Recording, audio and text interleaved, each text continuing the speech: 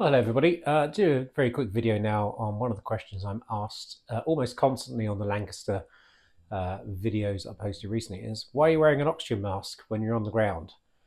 Well, in the Lancaster we have the almost original avionics sat in there with the original bell plug adapters, and behind me my flying helmet, an original Type C RAF flying helmet with the oxygen mask, and on the end of it what they call a bell plug adapter.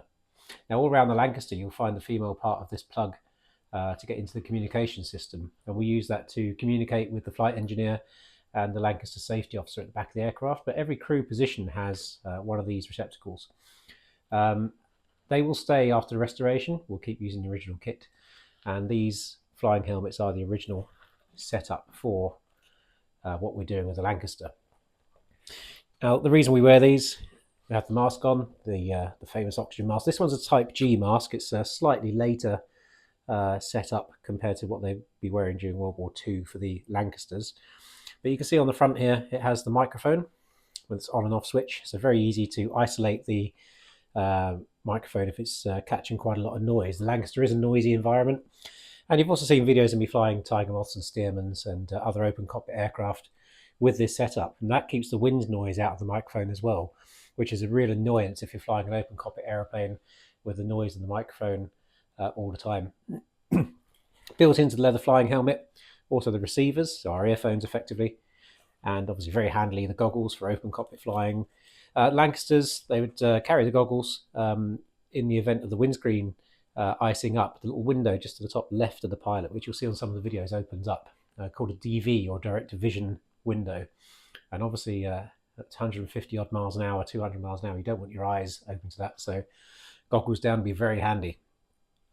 The advantage of this in something like the Harvard or the Chipmunk, which I also wear this setup for most of my display flying, is it clips the microphone to your face. It keeps everything nice and close together. It clips on the side of the mask and the helmet, and it doesn't move around like a boom would do on a more traditional hard helmet or wire framed headset. So the answer to the questions we've been asked is, we're not wearing oxygen. There's no oxygen flowing through. The oxygen on this mask attaches to a hose down here, which isn't connected. It's purely for communication. Now, I do have behind me an example of another flying helmet. This is the D-Type. It's a desert, canvas desert flying helmet. It's got a nice little sunshade on the back of the neck. But that's not really the purpose of why I'm showing you.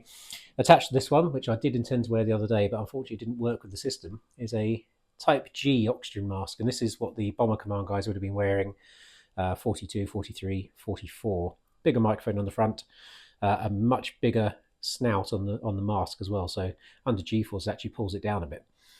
Now this one has been modified in there, if you can see the black sponge with a modern microphone, and that unfortunately doesn't work in the Lancaster with the Bell setup without another adapter, which I didn't have with me. So next time you may see me in the correct helmet with the correct mask. Hope that answers some questions. Speak to you later.